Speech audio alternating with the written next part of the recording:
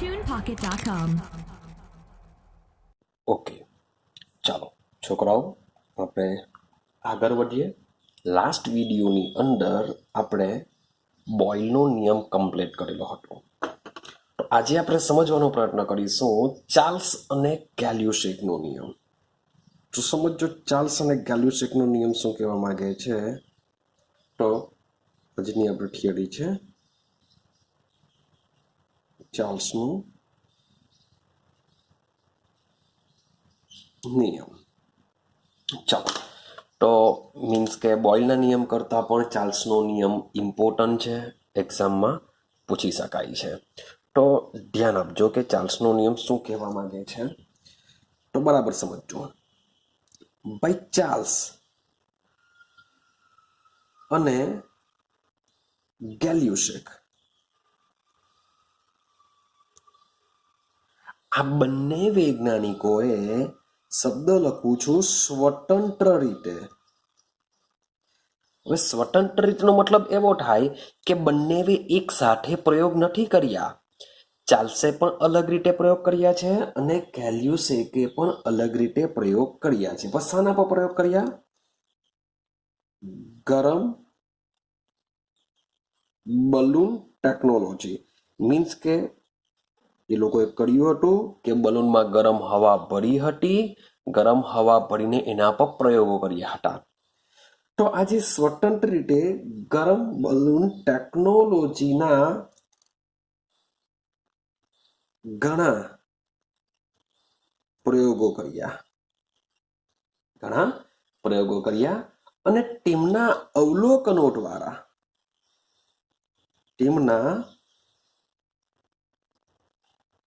અવલોકનો દ્વારા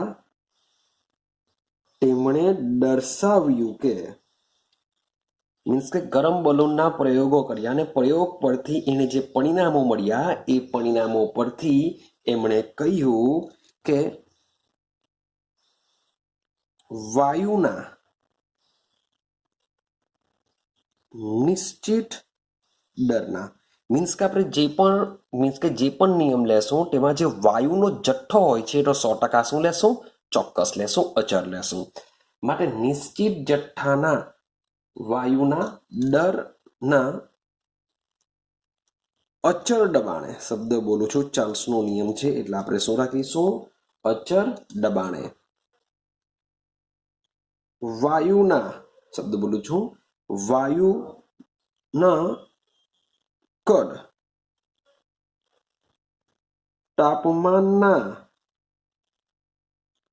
વધારા સાથે વધે છે અને તાપમાનના ઘટાડા સાથે ઘટે છે. વાયુના નિશ્ચિત દરના અચળ દબાણે અથવા અચળ દબાણે વાયુના નિશ્ચિત દરના વાયુનું કદ તેમના તાપમાનના વધારા સાથે વધે છે. મીન્સ કે કદ અને તાપમાન તમે જો વિચાર કરશો તો એકબીજાના સમપ્રમાણમાં છે. એટલે કે જ્યારે દબાણ અચળ રાખવામાં આવે અને તાપમાન વધારવામાં આવે તો કદ વધશે. કોનું? વાયુનું કદ વધશે. આના કરતા ઉલટું વિચારો કે તાપમાન જો ઘટાડીએ તો વાયુનું કદ પણ વધે. હવે એક બેઝિક વસ્તુ છે કે તમે ટેમ્પરેચર ઇન્ક્રીઝ કરશો એટલે જે વાયુના મોલેક્યુલ છે એને શું મળવાની? એનર્જી મળવાની, ઉર્જા મળવાની. ઉર્જા મળશે તો એમથી તેમ વધારે ભાગાભાગી કરશે. વિચારો, માટે તેનું કદ શું થવાનું? વધવાનું. હવે તમે ટેમ્પરેચર ઘટાડો મીન્સ કે એની ગતિ ઉર્જા ઘટી જશે. ગતિ ઉર્જા ઘટવાને લીધે તેઓ એમથી તેમ ભાગવાના નથી એટલે કે તેઓનું કદ ઘટશે. હવે સવાલ એવો આવે કે ચાર્લ્સ અને ગેલ્યુસેકે આ જે પ્રયોગો કર્યા છે એ પ્રયોગ પરથી એમણે એક તારણ કાઢેલું છે કે તાપમાનમાં વધારો કરીએ તો કદ વધે, પણ તાપમાનમાં કેટલો વધારો કરીએ તો કેટલું કદ વધશે. એ બહુ સમજવા જેવું છે, ઇમ્પોર્ટન્ટ છે. સમજો આના પછીનો પોઈન્ટ. ચાલો સમજો કે તાપમાન વધારતા કદ વધે છે અને તાપમાન ઘટાડતા કદ ઘટે છે. પણ જોજો કે તાપમાનમાં એક અંશનો વધારો કરતા, માની લઉં કે જેટલું કદ છે, જેટલું તાપમાન છે એના કરતા હું જો 1 અંશ સેલ્સિયસ તાપમાનનો વધારો કરું, માટે 1 અંશ સેલ્સિયસ તાપમાનનો વધારો કરતા તેનું કદ 0 અંશ સેલ્સિયસ, શબ્દ સમજો કે 1 અંશનો વધારો કરતા તેનું કદ 0 અંશ સેલ્સિયસ તાપમાને રહેલા કદ કરતા, કે એનું જેટલું 0 અંશ સેલ્સિયસ તાપમાને કદ હશે એ કદ કરતા, શબ્દ સમજો, 0 અંશ સેલ્સિયસ તાપમાને રહેલા કદ કરતા 1/273.15 જેટલો ભાગ વધારે દર્શાવે છે. શબ્દ સમજો કે તાપમાનમાં માની લઉં કે તાપમાન 5 અંશ સેલ્સિયસ છે, આવા 5 થી તમે 6 જો કરવા જાઓ તો એનું કદ વધશે, પણ કેટલું કદ વધશે?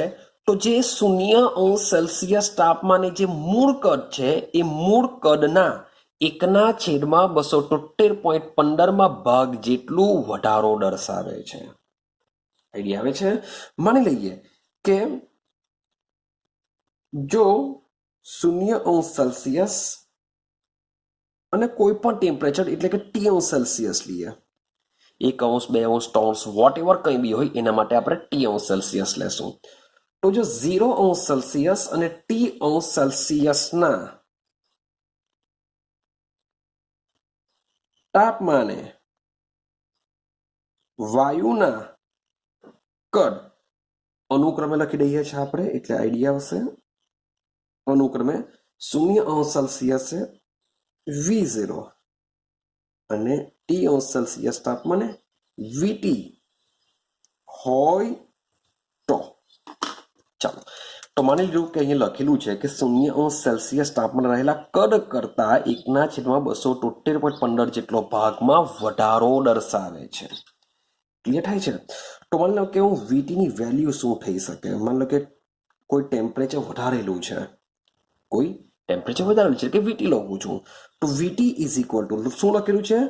મૂળ કદના, એટલે કે 0 અંશ સેલ્સિયસ તાપમાને રહેલા કદ કરતા, એટલે 0 અંશ સેલ્સિયસ રહેલું કદ કેટલું હશે?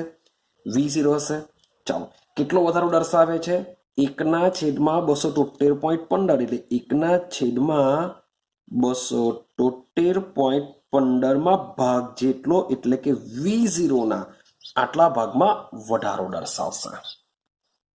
ક્લિયર થાય છે? કંઈ સમજો કે તાપમાનમાં 1 અંશ સેલ્સિયસનો વધારો કરતા જે બી કદ મળશે ને આપણે VT કહેશું.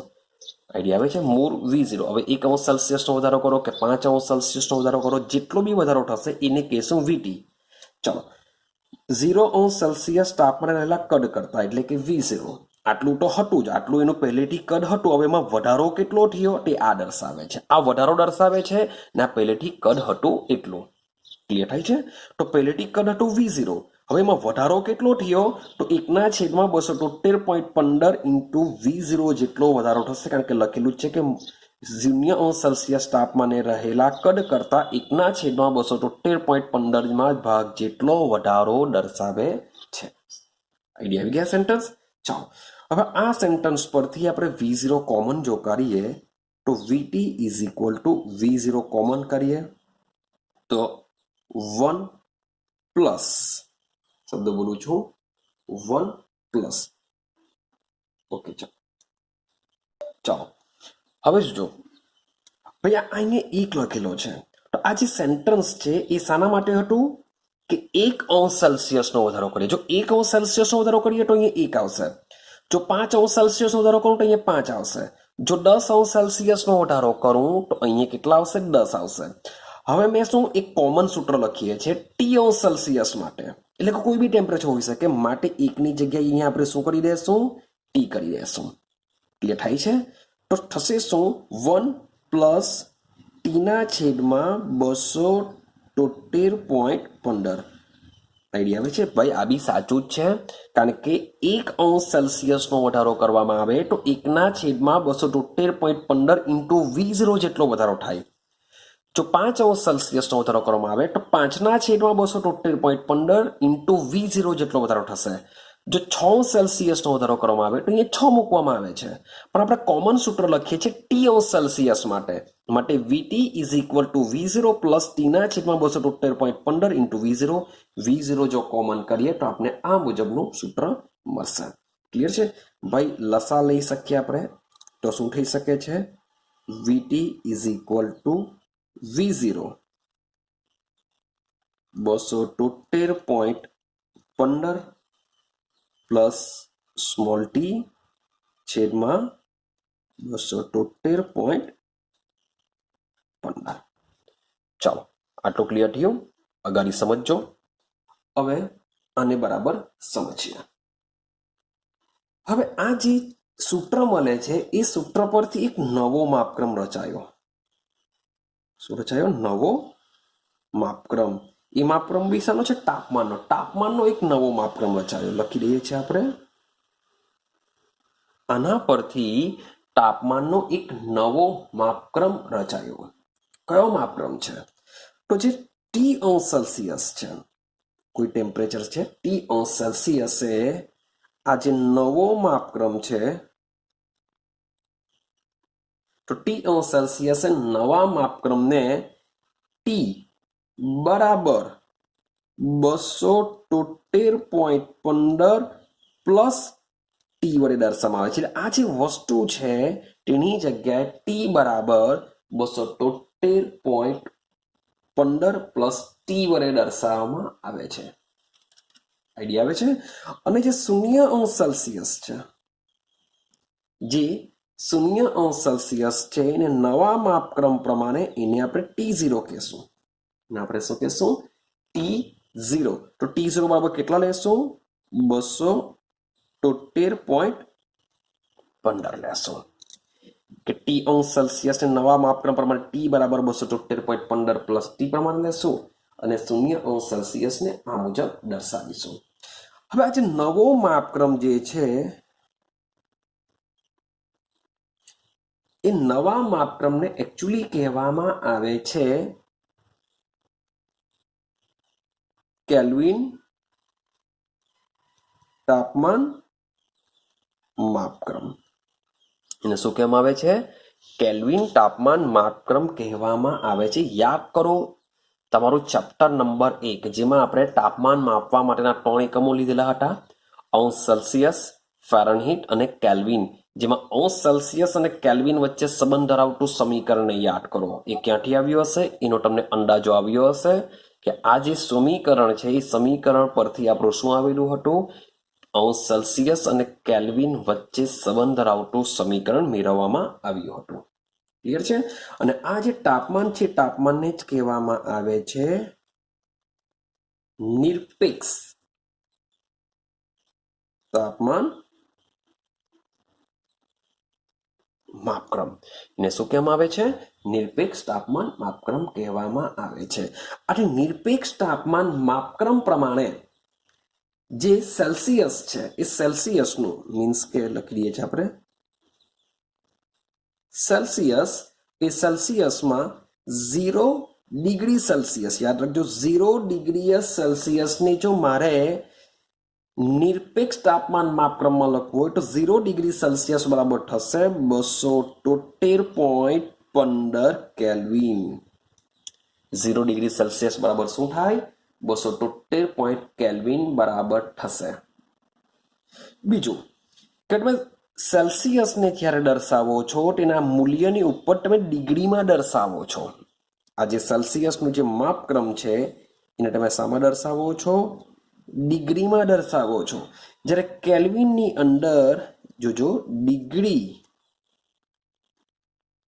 આવતી નથી મીન્સ કે આ રીતના જેને દર્શાવવામાં આવશે એમાં ડિગ્રી આવતી હોતી નથી ક્લિયર છે તો આ જે નિરપેક્ષ તાપમાન માપક્રમ છે આ તાપમાન માપક્રમને આપણે બીજું બી એક શબ્દ બોલવામાં આવે છે ઉષ્માગતિકીય ઉષ્મા ગતિકીય માપક્રમ પણ કહેવામાં આવે છે. અને જ્યારે પણ મોટે ભાગે આપણે એસઆઈ એકમની વાત કરતા હોઈએ ત્યારે અંશ સેલ્સિયસની જગ્યાએ આ કેલ્વિન માપક્રમનો જ ઉપયોગ થાય છે. અને સાથે સાથે એક બીજું સેન્ટન્સ યાદ રાખવા જેવું કે જ્યારે પણ આપણે અંશ સેલ્સિયસનું કેલ્વિનમાં રૂપાંતર કરીએ છીએ ત્યારે 273.15ની જગ્યાએ આપણે એપ્રોક્સિમેટલી 273 કેલ્વિનનો આપણે ઉપયોગ કરતા હોઈએ છીએ. આ એક્ઝેક્ટલી વેલ્યુ છે, પણ મોટે ભાગે આપણે શાનો ઉપયોગ કરી લઈએ છીએ? 273 કેલ્વિનનો ઉપયોગ કરી લઈએ છીએ. ક્લિયર છે? ચાલો આગળ સમજજો. તો અંશ સેલ્સિયસ અને કેલ્વિન મીન્સ કે નવા માપક્રમ વિશે બી આપણે જરાક વિચારવું પડશે. હવે ફરીથી પાછું જરાક તમારે લખવાની જરૂર નથી, તે છતાં બી હું સૂત્ર લખી દઉં છું. આપણે ક્યાં સુધી આવેલા હતા?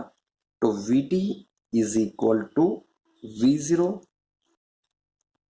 273.15 પ્લસ ટી છેદમાં 273.15. ક્લિયર છે?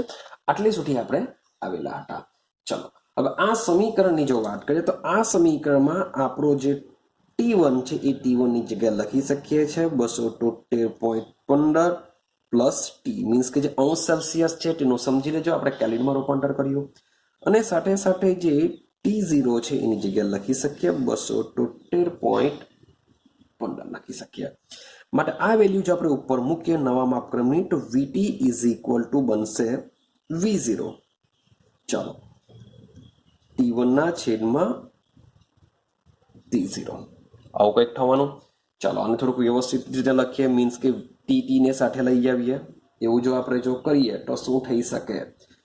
તો VT V0 VV વાળા પદ સાથે લઈ લઈએ. VT by V0 is equal to શું થશે?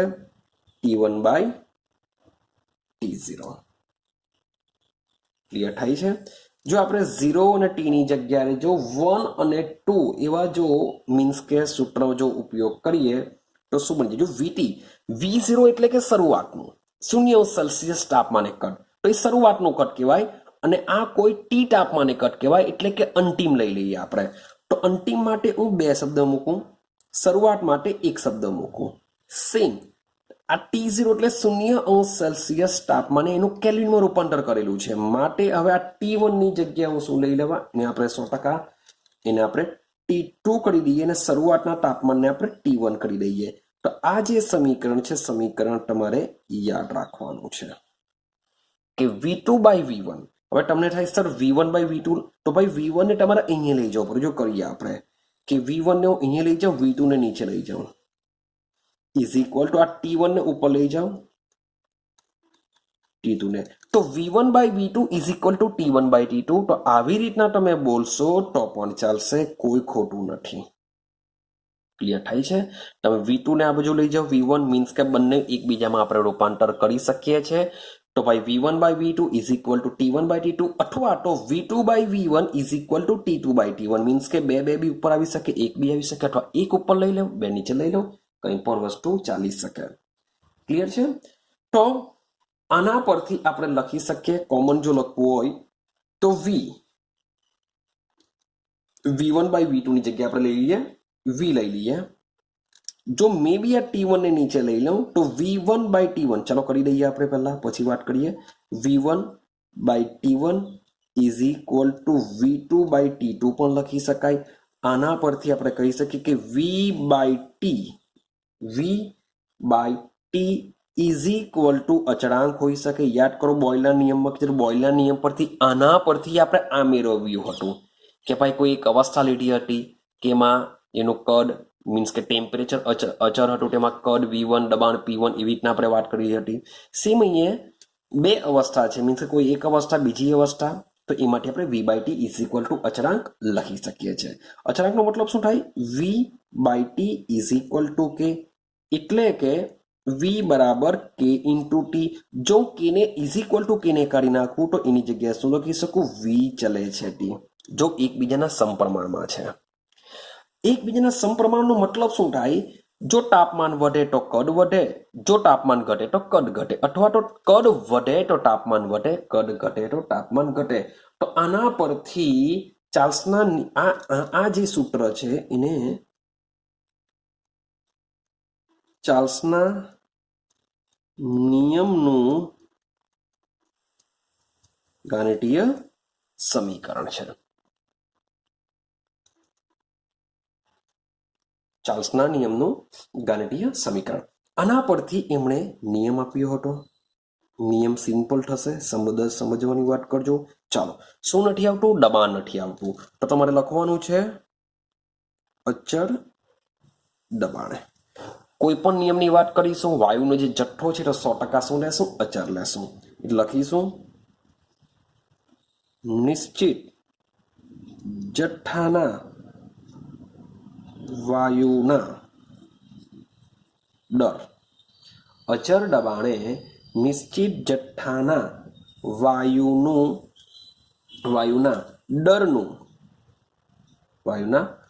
દરનું નિરપેક્ષ તાપમાન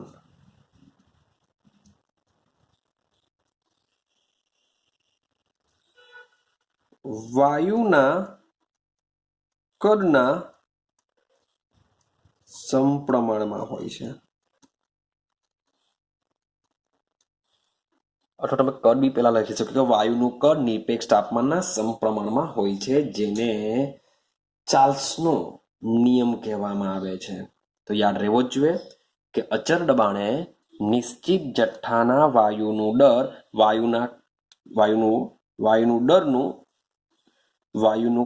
એના કરતા નિરપેક્ષ તાપમાન વાયુના કદના સમપ્રમાણ હોય છે. મીન્સ કે જે લખેલું છે તે કમ્પ્લીટ આજ રાખજો કે અચળ દબાણે નિશ્ચિત જથ્થાના વાયુનું દરનું નિરપેક્ષ તાપમાન વાયુના કદના સમપ્રમાણમાં હોય છે, જેને ચાર્લ્સનો નિયમ કહેવામાં આવે છે. ક્લિયર થાય છે? ચાલો, હવે જે ચાર્લ્સ છે એ ચાર્લ્સે આ જે અપ્લાય છે બધા વાયુ માટે શોધવાનો પ્રયત્ન કર્યો કે શું ભાઈ એને ખાલી કોઈ પણ એક વાયુ માટે પ્રયોગ કરીને આ નિયમ નહીં આપ્યો હશે, એને તો શું કર્યું હશે? ઘણા બધા વાયુઓ પર પ્રયોગ કર્યા હશે. માટે એમણે બધા જ વાયુઓ માટે કોઈ પણ દબાણે, શબ્દ સમજો, એમણે શું કર્યું?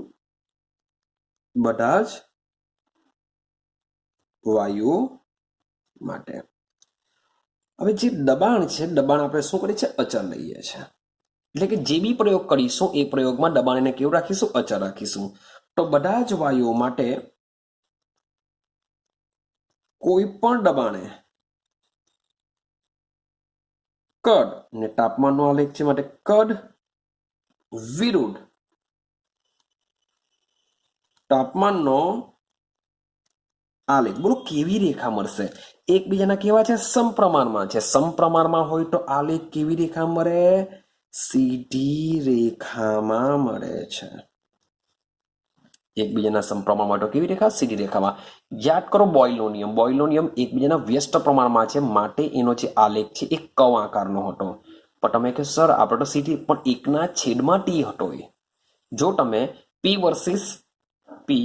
વર્સિસ વી નો આલેખ જો તમે દોરો તો એક કર્વ આકારનો મળશે, પણ પી વર્સિસ એકના છેદમાં વી નો દોરશો તો તમને કેવી મળશે? સ્ટ્રેટ લાઈન મળશે. તો યાદ રાખજો, એકના છેદમાં વી નો આલેખ હતો.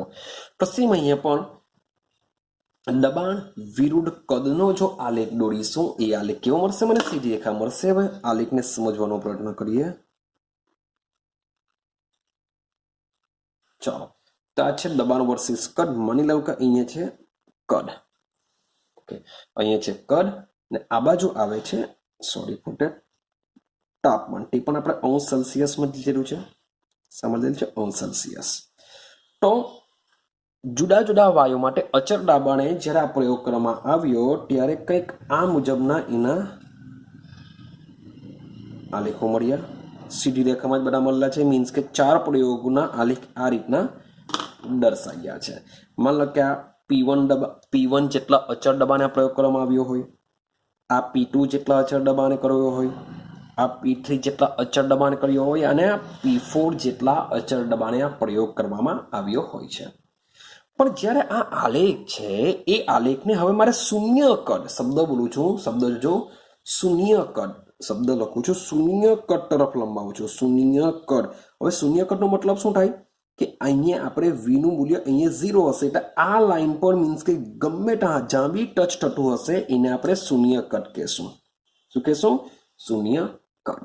ચાલો, એકચ્યુઅલી આ જે વેલ્યુ હોય છે અહીંયા 0 આવી ગયેલું હોય છે. અહીંયા કેવું હોય છે? 0 હોય છે. આ બાજુ 100 હોય છે.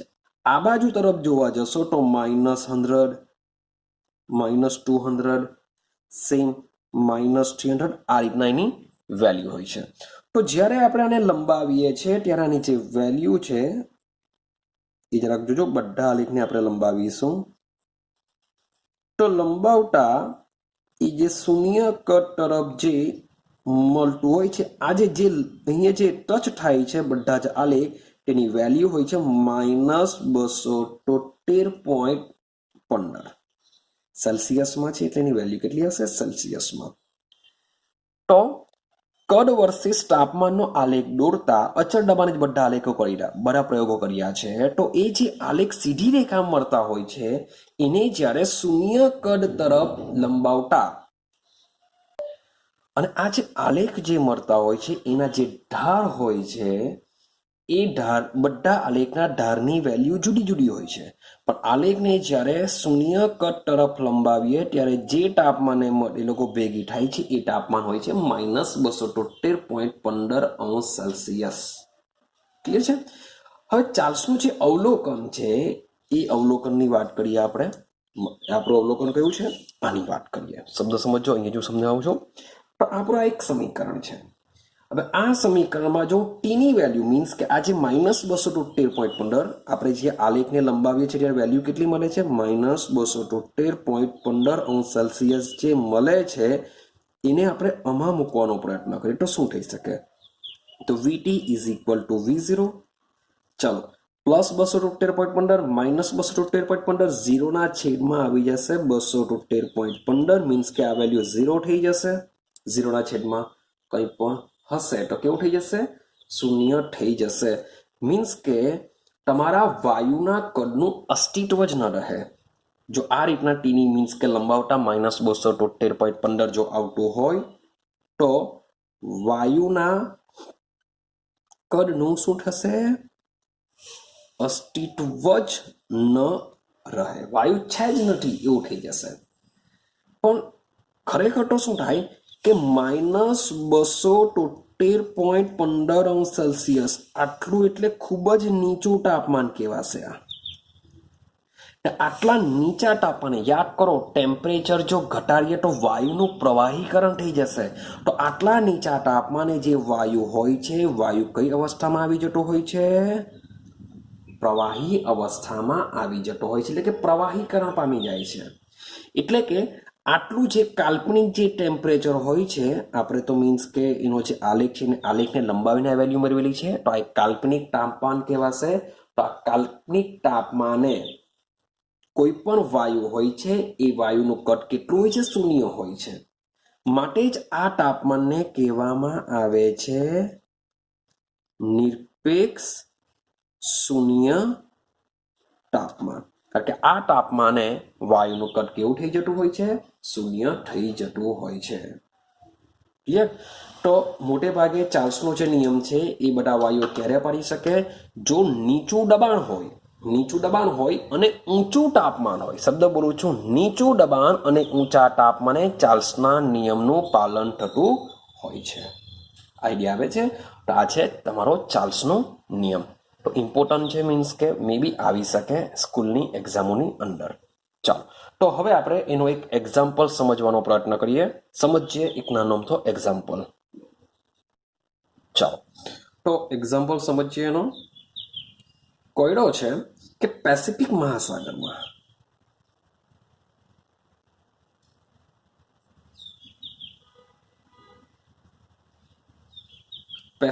મહાસાગરમાં તરતું જહાજ, શિપ મીન્સ કે શિપ તરે છે કે જ્યાં તાપમાન 23.4 ડિગ્રી સેલ્સિયસ છે. કેટલું છે?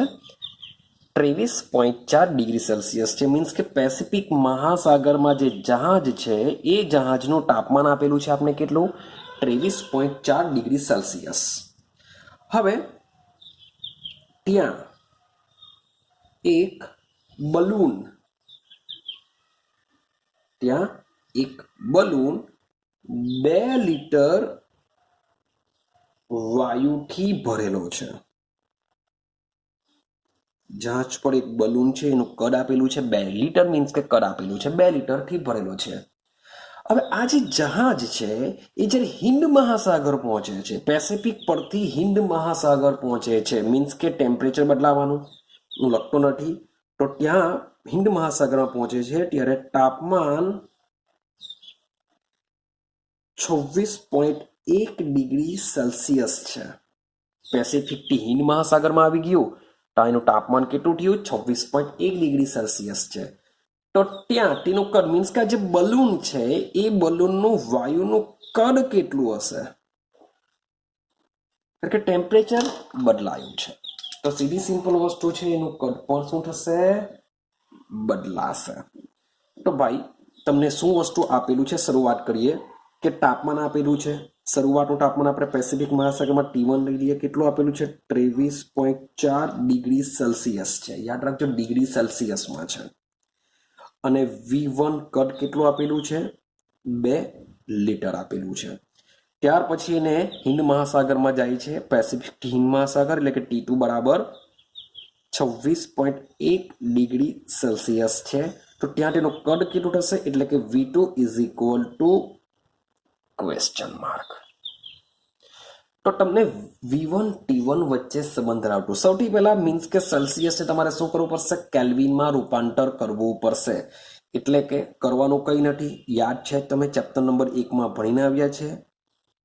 શું કરીશું? વત્તા 273 એડ કરીશું. એક્ઝેક્ટલી વેલ્યુ હોય છે 273.15, પર આપણે શું કરીશું? એપ્રોક્સિમેટલી 273 લેશું, જેથી આ જે સેલ્સિયસનું કન્વર્ઝન શામાં થઈ જશે? કેલ્વિનમાં થઈ જશે.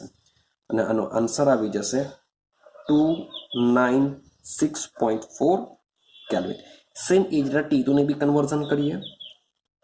26.1 વત્તા 273, તો આનો આન્સર આવશે 299.1 કેલ્વિન. ક્લિયર છે? 1 9 7 2 9 ઓકે, 299.1 કેલ્વિન એનો આન્સર આવશે. ક્લિયર? હવે V અને T વચ્ચે સંબંધ ધરાવતું સમીકરણ એક જ છે. કયો નિયમ છે એનો? ચાર્લ્સનો નિયમ. તો ચાર્લ્સના નિયમ મુજબ, ચાર્લ્સનો નિયમ શું છે ભાઈ? V1 by T1 is equal to V2 by T2. તમારી જો T1 by T2 is equal to V1 by V2 લખાઈ જાય તો બી પ્રોબ્લેમ નથી, કારણ કે T1 ને અહીંયા લઈ જાઓ, T1 by T2 V1 by V2 થઈ જશે, કોઈ પ્રોબ્લેમ નથી, થઈ શકે છે. રેડી? ચાલો, તો થઈ શકે. શું થશે? આપણે શું શોધવાનું છે? આપણે ભાઈ શોધવાનું છે V2. તો V2 ને જો હું કરતા બનાવ તો V2 અહીંયા જ રાખું, આ બધું ઉપર લઈ જાઉં તો V1 into T2 by T1 થઈ ગયું આટલું. ચાલો, તો વેલ્યુ આપણે મૂકતા જઈએ. V1 કેટલો છે? 2 લીટર. T2 કેટલો છે? 299.1. ચાલો, T1 કેટલો છે? 296.4. તો V2 તમને આ રીતના મળી જશે, જેની વેલ્યુ આવશે 2.018 લીટર. ભાઈ V1 લીટરમાં છે તો V2 બી શેમાં આવશે? લીટરમાં આવશે.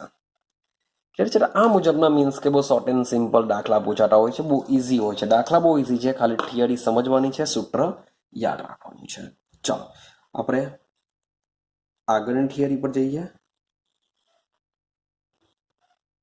ગેલ્યુસિકનો નિયમ સમજીએ. ગેલ્યુસિક શું કહેવા માંગે છે? ગેલ્યુસિકનો નિયમ, ચાલો યાદ કરીએ. પહેલા બોયલનો નિયમ યાદ કરીએ. એમાં તાપમાન આપણે અચળ રાખ્યું હતું.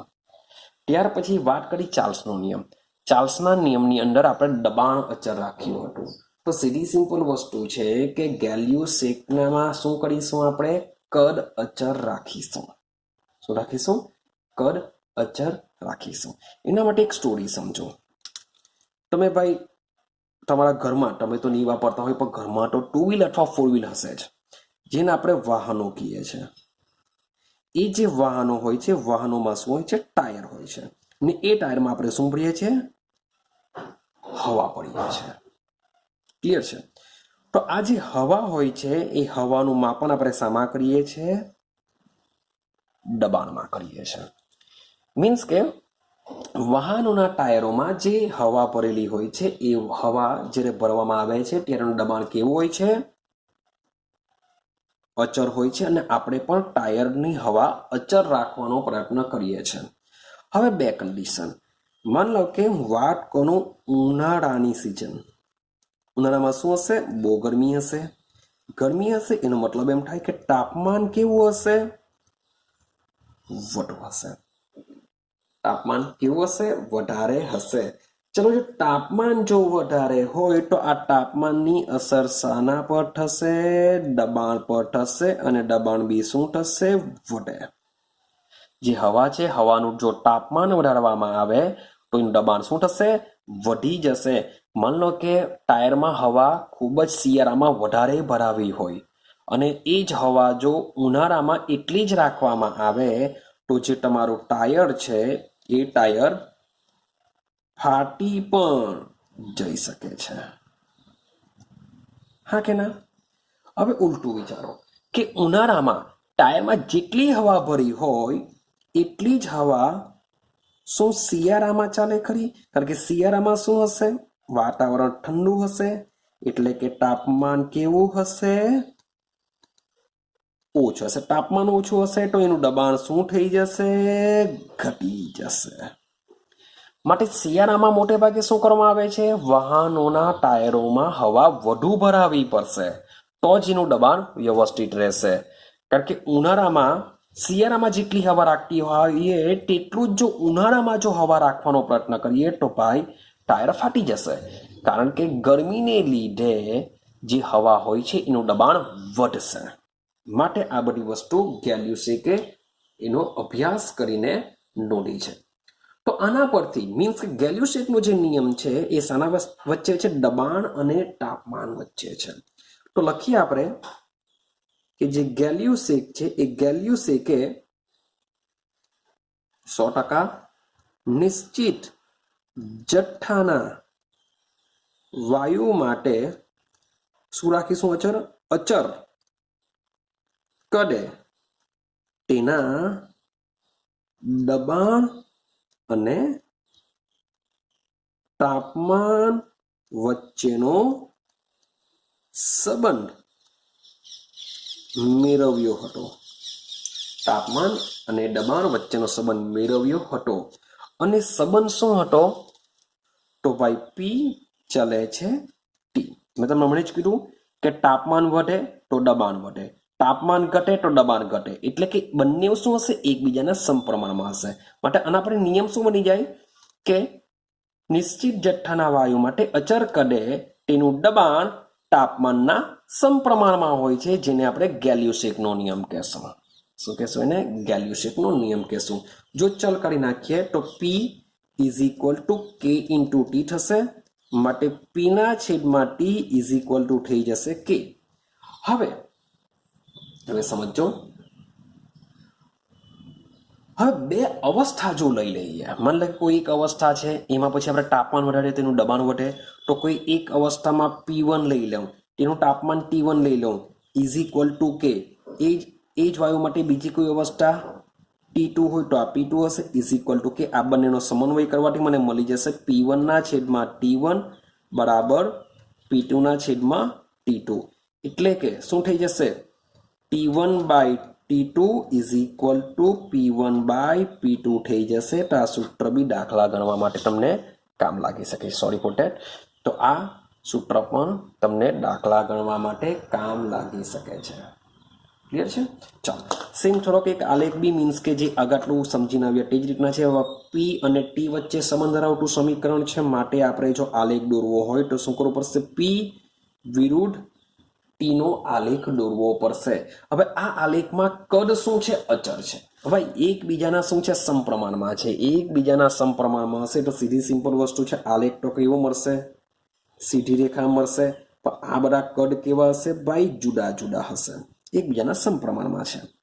તો જ્યારે કદ, આ જે રેખાઓ છે જેમાં કદ અચર છે, તો આ જે આલેખ છે, આલેખની રેખા છે, એને કહેવામાં આવે છે આઈસોકોર. એને શું કહેવામાં આવે છે? આઈસોકોર કહેવામાં આવે છે. સેમ પ્રમાણે જે આગળની થિયરી ભણીને આવ્યા ચાર્લ્સનો નિયમ, એ ચાર્લ્સના નિયમની અંદર આપણે અચર રાખતા હતા દબાણ માટે, એને આઈસોબાર રેખાઓ કહેવાશે. યાદ રાખજો આ શબ્દ, મે બી કઈ વીએસટીમાં નીકળી જાય તો એને આઈસોબાર રેખાઓ કહેવામાં આવે છે, અને કહેવામાં આવે છે આઈસોકોર કહેવામાં આવે છે. ને તાપમાન અચર હોય તેને આપણે સમતાપ વક્ર કહીએ છીએ. તાપમાન અચર હોય તેને સમતાપ કહીએ છીએ, દબાણ અચર હોય તેને સમભાર કહીએ છીએ, અને કદ અચર હોય તેને આઈસોકોર રેખાઓ કહેવામાં આવતી હોય છે. તો આ પણ જરાક યાદ રાખજો, કારણ કે કદ સમાન છે માટે આ રેખાઓને શું કહેવામાં આવશે? આઈસોકોર કહેવામાં આવશે. હવે આ રેખાઓને જો લંબાવવામાં આવે તો આ જે રેખાઓ છે ઉદ્ગમ સ્થાન પર શું થતી હોય છે? બધી ટચ થતી હોય છે. ક્લિયર છે? ઉદ્ગમ સ્થાન પર ટચ થતી હોય છે. અને બીજી એક વસ્તુ કે V1 કરતા V2 નું કદ વધુ હોય છે, V2 કરતા V3, V3 કરતા V4 નું કદ વધારે હોય છે. તે મુજબ આ આલેખ દોરેલો હોય છે. ક્લિયર? તો ગેલ્યુસેકનો નિયમ મીન્સ કે જે મુજબ આપણે બોયલ અને ચાર્લ્સનો નિયમ જોઈને આવ્યા તે મુજબનો જ ગેલ્યુસેકનો નિયમ છે. ખાલી યાદ રાખવાનું છે કે અચર શું છે? કદ અચર છે. માની લો કે એક ત્રિકોણ તમને દ્વારા સમજાવવાનો પ્રયત્ન કરીએ. માની લો કે મારી પાસે આ એક ત્રિકોણ છે. અહીંયા મેં તાપમાન મૂક્યું, અહીંયા મેં દબાણ મૂક્યું, અહીંયા મેં કદ મૂક્યું. ચલો ટી અને વી, શબ્દ બોલું છું, ટી અને વી વચ્ચે સંબંધ ધરાવતું સમીકરણ કોનું આવશે? યાદ કરો. ટી અને વી, દબાણ અચર છે, દબાણ અચર છે, અને ટી અને વી વચ્ચે સંબંધ ધરાવતું સમીકરણ કોનું આવશે? ભાઈ ચાર્લ્સનો નિયમ આવશે. શેનો નિયમ આવશે? ચાર્લ્સનો નિયમ. પી અને વી, ભાઈ તાપમાન અચર અને પી અને વી વચ્ચે સંબંધ ધરાવતું સમીકરણ કોનું આવશે? તો ભાઈ બોયલનો નિયમ છે. નિયમ છે બોયલનો નિયમ. સી અચર કદ છે અને પી અને ટી વચ્ચે સંબંધ ધરાવતું સમીકરણ કોનું આવશે? ગેલ્યુસિક. ગેલ્યુસિકનો નિયમ કહેવાશે. ક્લિયર? તો આ વસ્તુ બી મીન્સ કે એમના માટે બી મીન્સ કે આ ત્રિકોણ માટે બી તમારે ઓલરેડી આગળની થિયરી તમારે યાદ રાખવી જ પડશે, તો જ આ વસ્તુ યાદ રહી શકે છે. ક્લિયર થાય છે?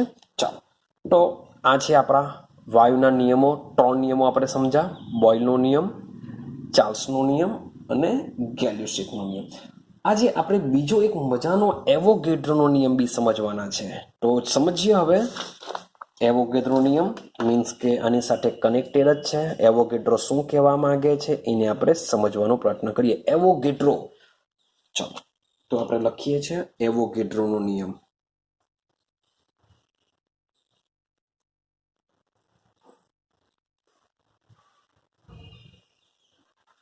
ચાલો સમજો. તો એવોગેડ્રો વાયુ માટે શું કહેવા માંગે છે? તો ભાઈ એવોગેડ્રો વાત કરી હતી ઈસવીસન 1811 ની વાત કરી હતી, જેમાં એવોગેડ્રોએ બે વસ્તુને ઇન્ક્લુડ કર્યો હતો. એક તો ડાલ્ટનનો પરમાણુવાદ, એક છે ડાલ્ટનનો પરમાણુવાદ, અને બીજો હતો ગેલ્યુસેકનો સંયોજકતા કદનો નિયમ. તો એવોગેડ્રોએ પોતાના નિયમની અંદર ડાલ્ટનનો પરમાણુવાદ અને ગેલ્યુસેકના સંયોજકતા કદના નિયમનો ઉપયોગ કર્યો હતો, અને એને એક નિયમ બનાવ્યો હતો. આનો ઉપયોગ કરીને એક નિયમ તારવ્યો હતો. નિયમ શું છે સમજો કે સમાન કદ, શબ્દો બોલું છું, સમાન કદ ધરાવતા બધા જ વાયુઓ, સમાન કદ ધરાવતા બધા જ વાયુઓ સમાન તાપમાને, સમાન તાપમાને અને સમાન દબાણે સરખી સંખ્યામાં અણુઓ ધરાવે છે.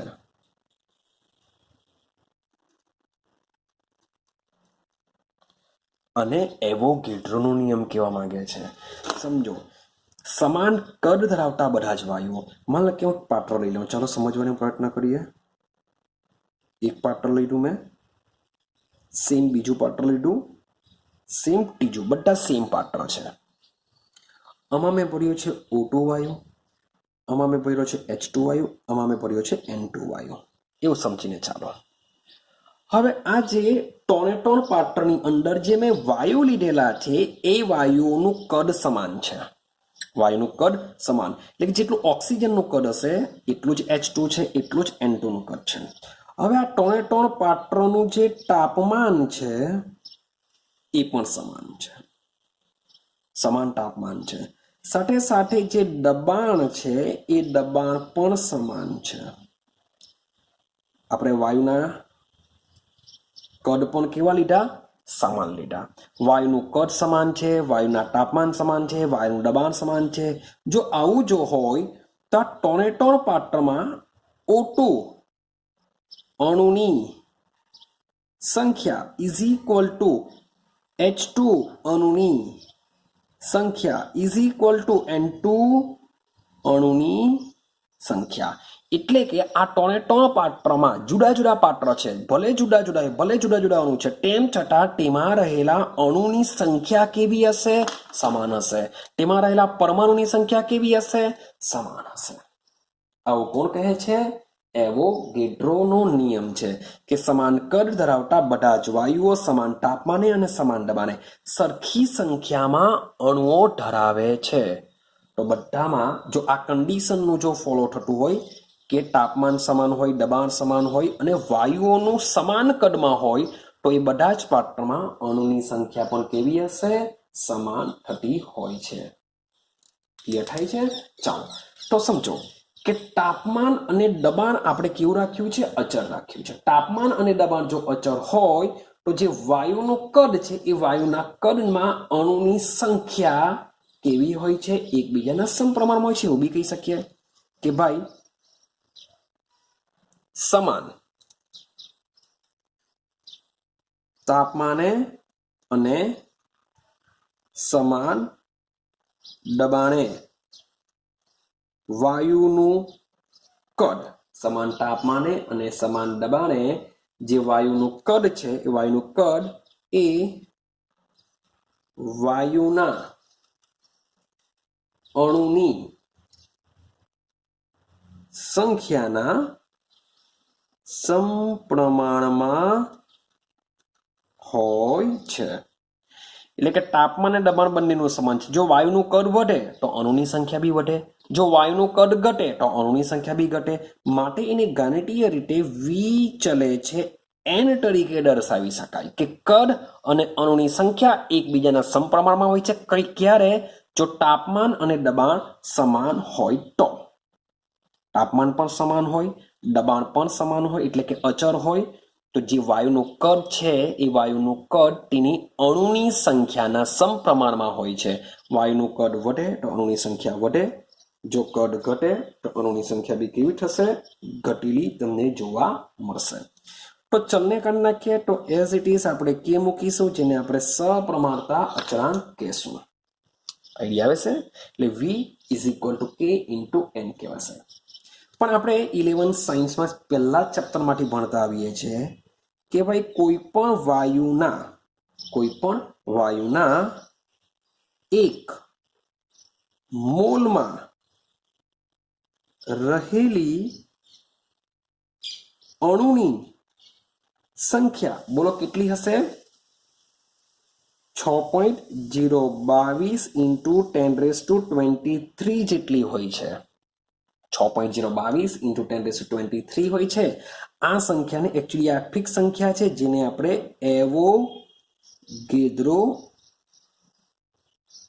અચળાંક કહીએ છીએ આપણે એને શું કહીએ છીએ એવોગેડ્રો અચળાંકથી આપણે એને ઓળખીએ છીએ ક્લિયર છે ચાલો તો કોઈ પણ વાયુ હોય તેનો જો એક મોલ હોય તો એક મોલમાં અણુની સંખ્યા કેટલી કરી દીધેલી છે ફિક્સ કરી દીધેલી છે એવોગેડ્રોએ 6.022 × 10⁻23 ક્લિયર છે તો એક મોલમાં આટલી સંખ્યા હોય છે હવે બીજું એક તમારે સમજવાનું છે એસટીપી એસટીપી નો ફૂલ ફોર્મ થશે standard temperature and pressure standard temperature અને પ્રેશર જેને ગુજરાતીમાં હું જો કહું તો પ્રમાણિત તાપમાન અને દબાણ એટલે કે પ્રમાણિત તાપમાન અને પ્રમાણિત દબાણ તો એસટીપી તમે જ્યારે લેતા હો છો ત્યારે વાયુનો મતલબ કે વાયુનો લેવ છો એક મોલ એસટીપી એ વાયુનો એક મોલ જો હોય તો કોઈ પણ વાયુ હોય તમે જુદા જુદા વાયુને એસટીપી એ જો લેશો એનો એક મોલ હોય તો દરેકમાં તેઓનું જે કદ હોય છે એ કદ કેવું હોય છે સમાન હોય છે કઈ આઈડિયા આવે છે કે પ્રમાણિત તાપમાન અને દબાણની પરિસ્થિતિ છે તો પ્રમાણિત તાપમાન અને દબાણે જો વાયુનો એક મોલ હોય તો દરેક વાયુનું કદ પણ કેવું હોય છે સમાન હોય છે પણ એસટીપી એ પ્રમાણિત તાપમાન અને દબાણ કેટલું તો ભાઈ એસટીપી એ જે તાપમાન હોય છે 273.15 કેલ્વિન 273.15 કેલ્વિન અથવા તો 0°C તો આ ટેમ્પરેચરને પ્રમાણિત તાપમાન કહેવામાં આવે છે શું કહેવામાં આવે છે પ્રમાણિત તાપમાન અને આ જે તાપમાન હોય છે એ તાપમાન શું હોય છે પાણીનું ઠાર બિંદુ હોય છે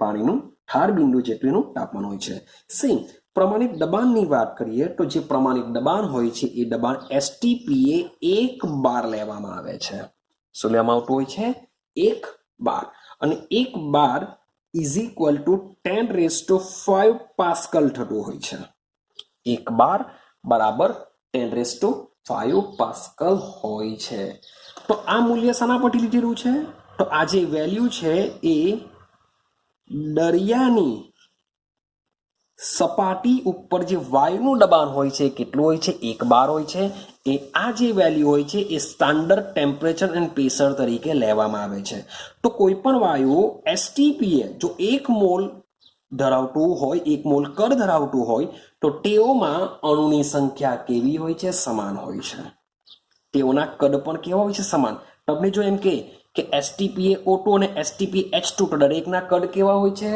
સમાન હોય છે પણ આ જે વેલ્યુ મીન્સ કે આજે તમને કેવું છું એકચ્યુઅલી આ જે કદ હોય છે એ કદ બી કહી દીધેલું છે 22.4 લીટર હોય છે યાદ રાખજો કે એસટીપી કન્ડિશન હોય અને 1 મોલ વાયુનું કદ કે તો કેટલું કહેશે 22.4 લીટર યાદ કરો 11 સાયન્સને ચેપ્ટર નંબર 1 માં વેલ્યુ આવી જાય છે કે એસટીપી એ કોઈ પણ વાયુનું કદ આપણે કેટલું લઈએ છીએ 22.4 1 મોલ વાયુનું કદ કેટલું હોય 22.4 લીટર હોય એમાં સંખ્યા કેટલી હોય તો ભાઈ 6.022 × 10⁻23 અણુની સંખ્યા હોય છે એવું આપણે કહીએ છીએ પણ આ જ વસ્તુ આ જ એસટીપી એ પણ હું વાત કરું છું આદર્શ વાયુ શું છે આ વાસ્તવિક વાયુ છે અને શું કહેશું આપણે વાસ્તવિક વાયુ કહેશું હવે વાત કરું છું આદર્શ વાયુ વાસ્તવિક વાયુ શું છે આદર્શ વાયુ શું છે એ આ ચેપ્ટરમાં આપણે આવશે જ પાછળથી આવશે એની વાત પછી કરીશું તો માની લઉં કે વાસ્તવિક વાયુની જગ્યા હવે જો આદર્શ વાયુ હોય તો આ કન્ડિશનમાં જે વાયુનું 1 મોલ શબ્દ બોલું છું સેમ 1 મોલ વાયુનું જે કદ હોય છે એ 22.4 લીટરની જગ્યાએ 22.7 લીટર હોય છે 22.4 લીટરની જગ્યાએ કેટલું હોય છે 22.7 લીટર હોય છે એ પણ તમારે યાદ રાખવાનું છે કે એસટીપી કન્ડિશન હોય વાસ્તવિક વાયુ હશે તો એના માટે સમાન કદ કેટલું હોય છે 22.4 લીટર હોય છે પણ એસટીપી એ આદર્શ વાયુ જો હોય તો એનું કદ 22.7 લીટર લેવામાં આવે છે યાદ રાખજો ક્લિયર ચાલો હવે એક બીજી વસ્તુ સમજવા જેવી છે કે વાયુના મોલ કદ અને મોલ વચ્ચેનો સંબંધ છે આપણી પાસે કદ અને મોલ વચ્ચેનો તો જરાક અગાડી જઈએ તો ભાઈ આપણે સમજીને આવેલા છે કે મોલ ઇઝ ઇક્વલ ટુ વજનના છેદમાં આણ્વીય દર. મોલને આપણે એન કહીએ છીએ, વજનને કહેશું આપણે માસ લેશું, વેઇટ લેશું, આપણે માસ લેશું. આણ્વીય દર એટલે જેને આપણે કેપિટલ એમ વડે દર્શાવીશું. તો આ જે એનની વેલ્યુ છે આપણે ઉપરના સમીકરણમાં જો મૂકીએ એટલે કે v is equal two k into એનમાં જો મૂકીએ તો v is equal two k into small એમ ના છેદમાં કેપિટલ એમ થઈ જશે. હા કે ના? એને આપણે કેપિટલ એમને જો કરતા બનાવો તો capital M is equal to આને ઉપર લઈ જાઉં તો small M by V into K થઈ જશે. તો આની જગ્યાએ M is equal to D into K લખી શકાય. ભાઈ આ કાંઠી આવી ગયું. તો ભાઈ ડી મીન્સ કે ઘંટા. ઘંટાનું સૂત્ર શું થાય? ઘંટા બરાબર દરના છેદમાં કદ.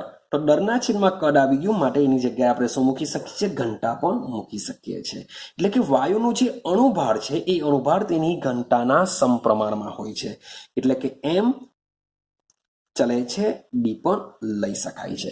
માન લો કે આ કેવી રીતના પૂછાય તો એઝ અ VSQમાં તમને નીકળી શકે કે કોઈ એક વાયુ આપેલો હોય, નામ આપેલું હોય કે O2 વાયુની ઘનતા આટલી છે અને N2 વાયુની ઘનતા શું થઈ શકે. કોઈ એકની ઘનતા આપેલી હશે અને કોઈ બીજાની પૂછી શકે.